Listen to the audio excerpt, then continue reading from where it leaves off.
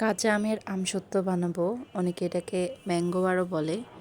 আমাদের অঞ্চলে এটাকে আমসত্ত্ব বলা হয়। আমি আমগুলো কেটে নিয়েছি, এগুলো ধুয়ে এখন অল্প পরিমাণ পানি দিয়ে সেদ্ধ করে নেব। লবণ দিয়েছি, আমি লবণ দিয়ে সেদ্ধ করেছি। এখন এটাকে আমি ছেঁকে দেব। ছেঁকে নিলে হয় কি, আমের আঁশটা আর থাকে না। আমের আঁশ থেকে গেলে এটা খেতে আর ভালো লাগে না তেমন। আমি এটা ছেঁকে নিয়েছি।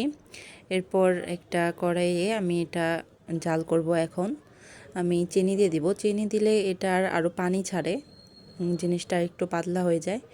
আর চিনি দেওয়ার পর আমি অনবরত নাড়তে চাড়তে থাকবো। আর বিট লবণ দিয়েছি, এটা আমি ঘন হওয়া পর্যন্ত এটা নাড়তে চাড়তে থাকবো। এরপর আমি মরিচের গুঁড়ো দিয়েছি।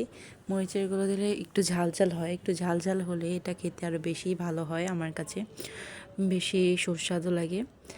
আপনারা কে কীভাবে বানান এটা অবশ্যই কমেন্ট করে জানাবেন।